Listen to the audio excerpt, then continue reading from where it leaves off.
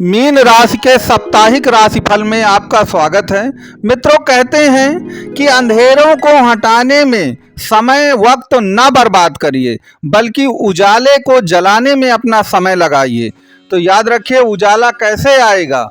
वह वर्तमान जो समय है उसके सदुपयोग पर आएगा। और अगर वर्तमान समय आपके पक्ष में है तो सब कुछ अच्छा होने जा रहा है। तो आपको 22 से 28 अप्रैल तक 2024 में वो 7 दिन मिले हैं जिनका यदि आप सदुपयोग करते हैं तो अगले 7 जन्म तक आप इसको याद रखेंगे। और उसके लिए आपकी कुंडली का ग्रह गोचर जो है वह आपको चार्ट में दिख रहा है। आपके प्रथम भाव पर ही लक्ष्मी नारायण राजयोग बन रहा है, क्योंकि इसमें बुध, शुक्र और राहु तीनों ग्रह आपके इस समय प्रथम भाव पर आपकी मीन राशि पर ही विराजमान है। और दूसरा भाव जो कि धन का भाव होता है, वहां पर उच्च राशि के सूर्यदेव गुरुदेव बृहस्पति के साथ विराजमान है। और आपने तो सुना ही होगा कि कहते हैं कि पहला सुख निरोगी काया और दूजा सुख हो घर में माया। तो पहला भाव काया का ही है। तो आपको कुल मिलाकर के स्वास्थ्य संबंधित कोई भी परेशानी इस 22 तारीख से लगा के 28 तारीख तक में नहीं होने वाली है। नंबर 2, यहाँ पर याद रखिएगा कि बुध, शुक्र और राहु तीनों धन के कारक हैं, व्यापार के कारक हैं, विलासिता के कारक हैं। और इसके सिवा भौतिक सुख जितने प्रकार के हैं नए युग में, उन सब के कारक तीनों ही कुल मिलाकर के ग्रह कहलाते हैं। और तीनों इस समय आपके प्रथम भाव मीन राशि में ही जाकर के विराजमान हो गए हैं। राहु भौतिकवाद का प्रतीक है, तो आपको सुख सुविधाएं मिलनी ही मिलनी हैं। बुध जो है वह व्यापार का प्रतीक है, तो व्यापार में जो भी अड़चने, व्याधियां, परेशानियां आ रही थी, व्यापार ढंग से चल नहीं रहा था, इस सप्ताह उसका बहुत अच्छा योग है आपकी कुंडली में। तीसरा शुक्र जो है वह भोग विलास, घूमने फिरने, नाच गाने, इन सब का प्रतीक होता है।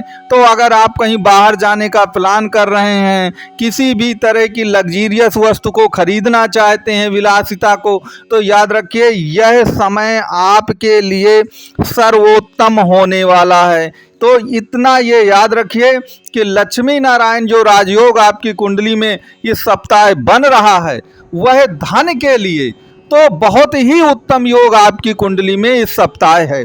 अब यहाँ पर उस पर चार चांद तब लगता है कि जब आपका जो धन का भाव है वहाँ पर उच्च के सूर्यदेव जो कि ग्रहों के राजा कहलाते हैं वह स्वयं विराजमान हैं। और किसके साथ विराजमान हैं?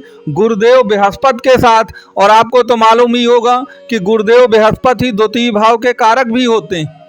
द्वितीय भाव जो धन का भाव है, तो धन के कारक ग्रह अगर कोई हैं तो वह गुरुदेव बृहस्पति ही हैं। तो गुरुदेव बृहस्पति तो इस समय आपके सूर्यदेव के साथ विराजमान। अब देखिए, सूर्य जो है अपार ऊर्जा का प्रतीक है, तो अगर वह धन के कारक के साथ बैठा है तो धन की ऊर्जा को और ज्यादा बढ़ा देगा आपकी।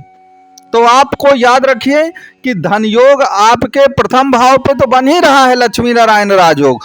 सूर्यदेव और गुरुदेव मिलकर के उस भाव को और भी ज्यादा बढ़ा रहे हैं। अब यहाँ पर आपको एक थोड़ा प्रिकॉशन लेना है कि देखिए, चंद्रमा के साथ केतु है। माना कि चंद्रमा 2.5 दिन ही रहता है, तो ये आपका कल हट जाएगा यहाँ से।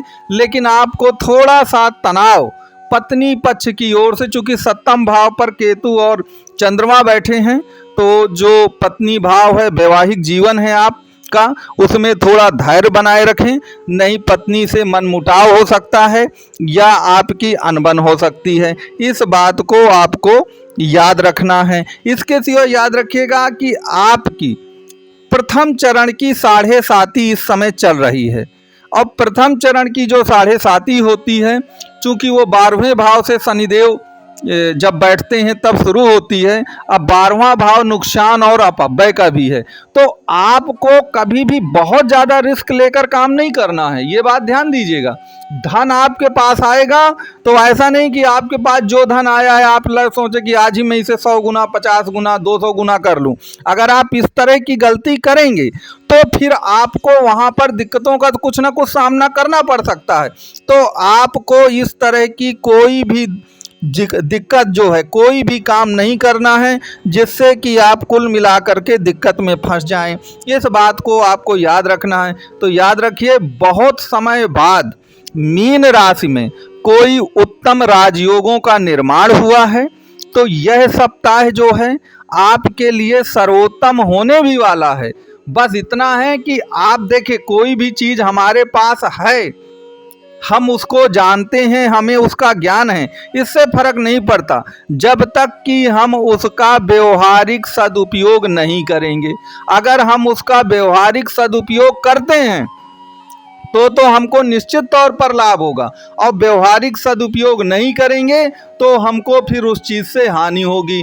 तो जो भी राजयोग बने हैं, इस सप्ताह आपको कर्मशील बनना है, प्रवृत्त हो जाना है। कोई काम देखे, शनि की 7.5 कामों को लटकाती और अटकाती है। वह व्यक्ति से कहती है कि ठीक है बाद में देख लेंगे। आपको बाद में नहीं देखना, जो भी कार्य हैं फाइनेंस से संबंधित उनको आपको इसी सप्ताह निपटा लेना है, क्योंकि जब समय अच्छा होता है तो काम बहुत स्मूथली, बहुत आराम से होते हैं, और समय निकलने के बाद उन्हीं कामों में फिर आपको 10 गुना 20 गुना ऊर्जा भी वेस्ट करनी पड़ती है और धन भी बर्बाद करना पड़ता है, काम भी नहीं होता है। तो आपको ऐसा नहीं करना है। मित्रों, अगर वीडियो पसंद आया हो तो वीडियो को लाइक शेयर सब्सक्राइब जरूर।